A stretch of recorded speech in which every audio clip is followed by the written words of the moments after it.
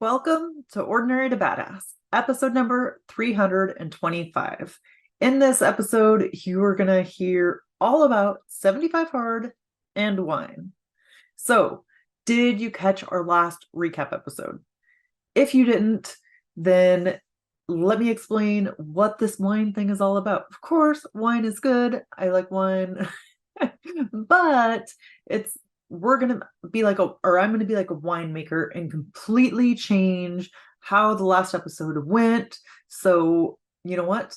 I'm gonna crush all the information down, just like you would stomp on grapes and crush grapes, right? And then I'm gonna try to distill it out to you in a different way, kind of like the aging and blending process. Hopefully, it's for a more bold, fruitful flavor, right? I don't know about fruitful, but yeah, we'll go with it.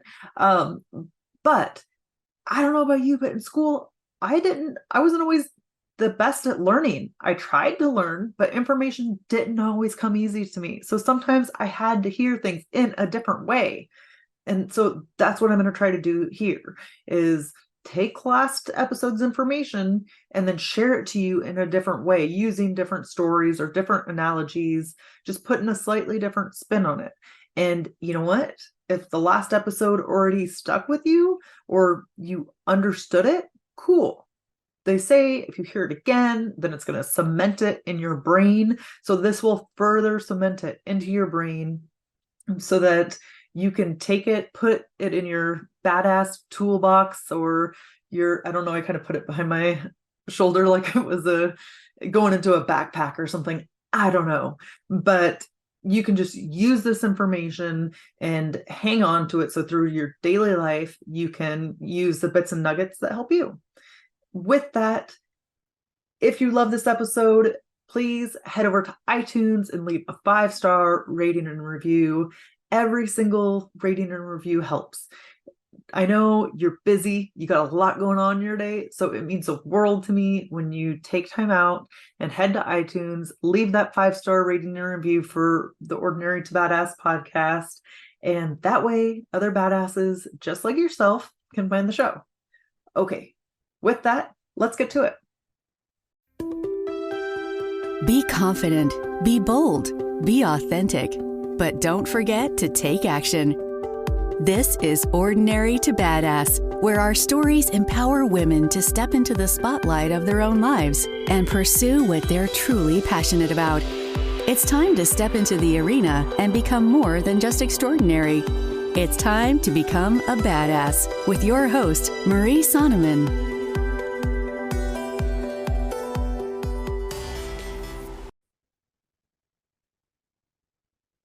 Welcome to Ordinary to Badass. Whether you're ordinary or badass, I am so glad you're here. So today we're going to talk about 75 Hard and wine. You know what cracks me up about this? You can't have wine when you're doing 75 Hard. It's a violation of the rules because you have to do no alcohol for 75 days. But in this episode, we're mixing the two. Such rule breaker here. And we're talking about 75 Hard in a different way, hopefully a way that resonates with you or gives a little different twist. So just something different for you to think about. So 75 Hard, what is it? Well, the rules to 75 Hard, I'll get to them in a minute, but it sounds really intense. Just the name alone can give you the meat sweats or give you the sweats, whatever. But if you don't like diet or you don't like working out, then it seems really hardcore. But is it actually?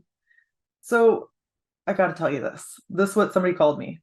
You're a jawbreaker, she announced. And I was like, what?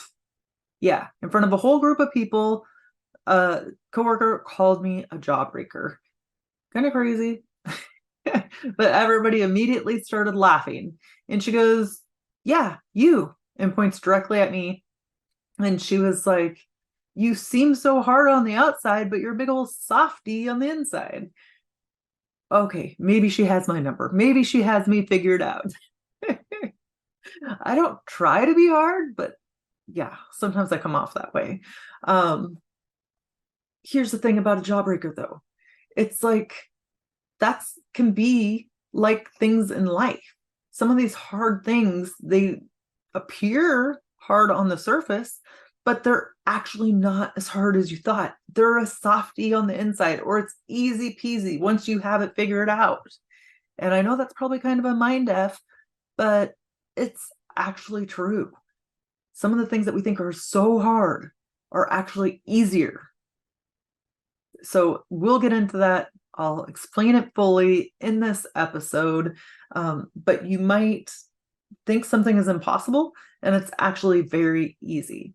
So here's what happened for me is that a stranger heard me say that I wanted to lose weight and get in shape, and he immediately recommended 75 hard. I'll tell you, I had my doubts. I was like, this isn't even freaking possible. I can't do it. I don't know who could do this. This is insane. I don't know, maybe a robot, somebody who can just follow orders.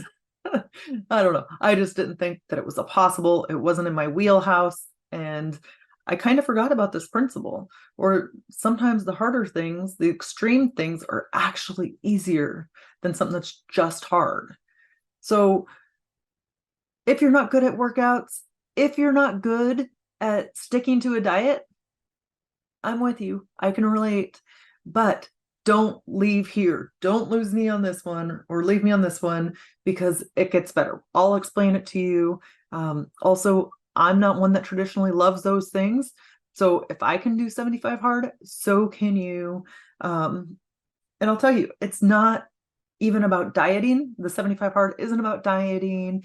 It's not about getting in shape. Like, those might be side effects, but that's not the ultimate goal. It's really the mental toughness that you get from it. So here's something I want you to think about. If the following, I'm going to read to you in a minute what you have to do for 75 hard, but if it seems insane, if it seems too intense, if it seems out of this world crazy, stick with me, because you need this more than anybody. And how badass would it feel if you could do that thing? If you can complete 75 hard, which seems so freaking hard and out of this world, if you can complete it and do it, how good would that feel? And then that thought right there, that can motivate you, right? You can just use that to be like, oh yeah, if I completed this, I would feel like such a badass. I would feel so accomplished, or I would feel so good. And use that as your motivation to get through. Okay, nitty gritty. Let's get down 75 hard. This is the wine episode, right? So we got to crunch down that information for you. 75 hard, I'm going to look at the rules here. It says absolutely no alcohol, no cheat meals, no compromises. So you got to go hard, right? And part of it that you have to do is consume a gallon of water a day. Might seem like a lot. You'll get used to it. You have to do 2 workouts a day, 45 minutes each. They cannot be back to back. I thought I could combine them for an hour and a half at first. Nope, can't do that. And one has to be outside and one has to be inside. So have like a 2 or 3 hour break in between the 2 workouts. Self-development reading for 10 minutes a day. So it has to be nonfiction reading for 10 pages. Just read 10 pages a day and you're good to go. Follow a diet. Any diet you pick, but again, no cheats. Like, don't go have some sugar or no desserts, or stick strictly to the diet for 75 days.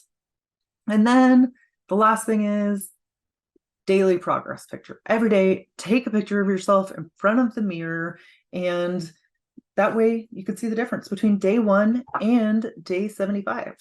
Okay, should have opened this beforehand, but I did not. So bear with me, because I'm talking too much. Okay, now that I loudly took a drink of my ice water, it's kiwi strawberry. I'm a fan. Okay, I'll move on. So what you can realize here is there's no shame in hitting rock bottom. There really is not. So often we think that we can't hit rock bottom, or we think like we beat ourselves up, right? But you don't have to do that. You don't have to beat yourself up for having rock bottom. Be your motivator. Listen, I am stubborn. I try to do things my way, and then it doesn't work, and then I hit rock bottom, or I'm like, I bang my head against the wall a million times trying to figure something out. Ooh, let me tell you. Let me give you a good example here. As a kid, I wanted to learn how to ride a bike. And I wanted to learn so bad that I was riding that bike all the stinking time. And I kept riding that bike and falling off. And I would get bruises. Like my legs were bruised like crazy because I was so stubborn trying to figure it out. And guess what? Finally, I did figure it out. And I learned. Yeah, it took me a lot of bumps and bruises along the way, but I finally figured it out because I was so stinking stubborn. Do you think that once I learned how to ride that bike, that I was upset that I had to fall down so many times? No, not at all. I was like, yeah, I got this. And I knew that I could power through it because I just had for how many weeks falling off the bike, getting back on, you know? So tons of bruises. But the fact that I fell and stuff, it didn't make me less than, it didn't make me any worse of a bike rider than the kid next to me, right? Sometimes it's like we get this idea like, oh, I should have started sooner. I should have done this earlier. You're ready when you're ready. Don't beat yourself up over it. If it takes you hitting rock bottom, like it took me, both with the bike and then actually in the last episode, I shared how I ended up in urgent care and I they almost didn't release me because my blood pressure and my heart rate were too high. And so I realized something has got to give, something has got to change. Now, could I sit there and beat myself up and tell myself I should have started earlier? How did I get in this position? Maybe I did for that day or a few minutes, but mostly I realized something has got to change. I can't keep doing what I've been doing, but use it as your motivator as opposed to as the thing that takes you down, right? We can't change what happened in the past. All we can do is use these wake up calls, use these moments to propel us forward. So it doesn't matter. It doesn't matter what caused you to take action or what spurred that. What matters is that you're doing it now. And that's what you can tell yourself is, you know what? I'm here now. So you can be just like Julia Roberts in the movie Pretty Woman. I think her name was Vivian in there. And there was a scene where Edward had hired her for a week, and his name, or Richard Gere, and his name in the movie is Edward. He hired her for a week, and then he told her she'll be gone at the end of the week. Julia shuts the door and she says, but I'm here now. Isn't that the truth? It doesn't matter what happened in the past. It doesn't matter what's going to happen in the future. Where are you right now? So the point is, you are here now. Don't beat yourself up about how you got here. Just know you're going to get to where you're going and you are here right now. You can take action from where you are right now. Okay, so a few things I learned from 75 Hard, and I'm going to use a Saved by the Bell reference here. I don't know about you, but Saved by the Bell was one of my favorite shows as a kid, and I watched it on repeat. Matter of fact, I probably still have a few seasons on DVD. But if you watch Saved by the Bell, you know Zach Morris, and you know he was always making excuses. So in one of the episodes, he really wanted to go to a Dodgers game. And his first instinct was to say his grandma died. But then guess what? He said his grandma died 4 times last year in school. So I don't think they're going to believe there's a 5th grandma out there that died, right? So it's funny. It's comical when other people are making excuses, or when we see it on TV or in the movies. It's like funny, like, oh, Zach, right?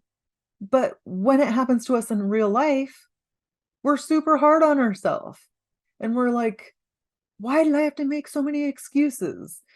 And we just get like all in our head about it. You know what? It's okay.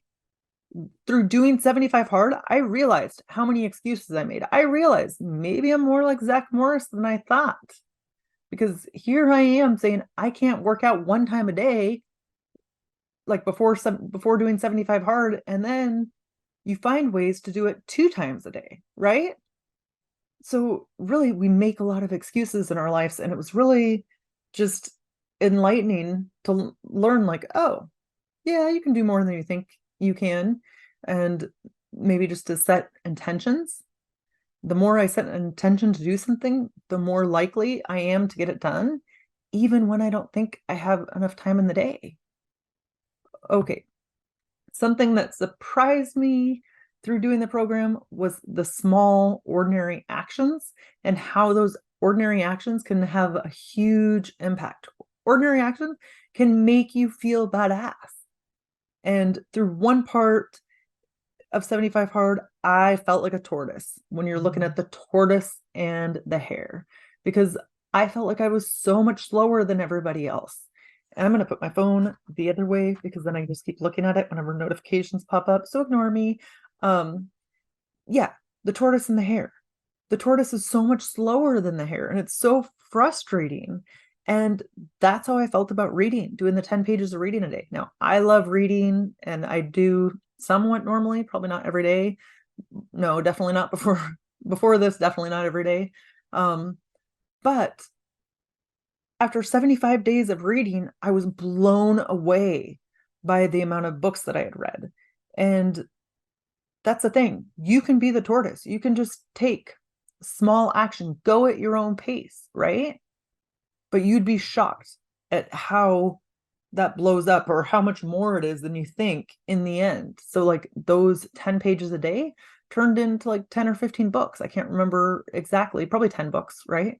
But I was shocked because I was like, this slow reader got that much reading done in 75 days? What? I was shocked. But small, consistent action. Don't underestimate just the ordinary things that you do every day. I also learned about the power of habits. If you have not read James Clear's book, Atomic Habits, you are missing out. It is amazing, and it's probably been recommended on this show at least 10 times, right? I know when I read it, I was like, where have you been all my life? I couldn't believe that I had never heard of it before. But really, it's about taking one habit that you already have and then pairing it with another habit. So if you're going to do 75 hard, you can take those new habits from 75 hard, like the 2 workouts a day, and incorporate them, pair them with something that you're already doing. So like brush your teeth in the morning. Okay, immediately after I brush my teeth, then I'm going to go for a run. And so then every day after you brush your teeth, you're going to go for a run. When you have a coffee, then you read a book. You pair different habits, and you'll be amazed at the progress you make and how much easier it makes it feel. Something that felt hard in the beginning, like doing the 2 workouts a day, felt hard, felt extreme, felt like, no way can I do this. Well, guess what? At the end of the 75 days, it was a habit. I just did it, right? So incorporate those habits, read that book, Atomic Habits, so good. It will help these steps for 75 hard to feel like second nature. Okay, rolling to the end here. This is the best. Extreme is easier than hard. I know I explained this, and it should be 75 extreme, not 75 hard, but I can't change the program. But when you're doing things that seem so extreme to you, that is much easier than hard. So have you ever heard the phrase take a load off? I don't know about you, but when I hear that, I think, oh, sit back, kick up your feet, relax, take a load off, just plop down. Maybe you had a hard day at work, right? Or you were on your feet all day. So it's time to take a load off. And we think of this for our body when you've been on your feet all day, like, oh yeah, take a load off, take a rest, right? But we forget this when it comes to our minds. So if you're not meditating, chances are your mind is going all day. You need to take a load off. Even if you do meditate, it's smart to cut corners where you can. It's smart to take a load off your mind. So what do I mean by that? I mean that when you're going 50% in, 70% in, 99% in, your mind is working in overdrive because you constantly have to say, like, make decisions, right? The answer is not clear cut. When you go all in, when you go 100% in, you're taking out the gray area. There's no confusion or no confusion. The decision has already been made.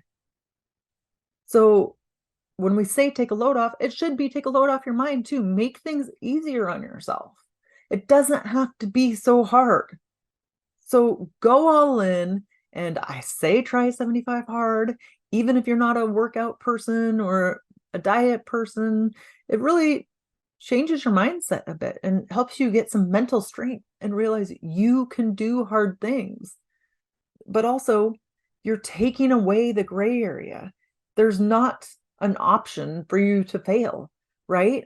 Because you know what? If given a chance, I will negotiate with myself, and I will negotiate myself right out of my goals. So 100% helps you, or helps to prevent you from negotiating with yourself. Your badassery is just around the corner. I mean, listen, I know you're a badass right now, but in case you don't realize it, you are. And sometimes we need to prove it to ourselves. And so that's just around the corner for you. All you got to do is go all in, be 100% committed. Okay, so today your challenge is to go extreme. I know it sounds intimidating, but it's easier than having one foot in and one foot out. Go all in. Let me know about it on the gram at Ordinary to Badass. Take a screenshot of this episode and throw it on Instagram. Tag me at Ordinary to Badass and let me know. What is one thing you're going to go extreme on? What is one thing that you are going to be committed to? And do it for a week. Do it for a month. It doesn't have to be 75 days. It doesn't have to be crazy. Although I just said extreme is cool. You can go extreme, but just try it for a month, right? And see how it feels. And then see the progress that you make and how much it eases your headspace. And you don't have to overthink things so much because you're 100% all in. Okay. With that, we'll end our show. To all the badass women out there staying in the arena, wherever you are, whatever you're doing, own it and get after it.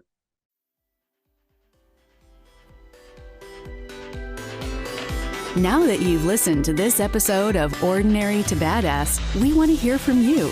Go to our website, ordinarytobadass.com/podcast, and submit your own experience on how you took your life from ordinary to badass and get the chance to be on a future spotlight episode of the show. That's ordinarytobadass.com/podcast. While you're waiting for the next episode of the show, wipe off the sweat, dust off the dirt, and get back in the arena.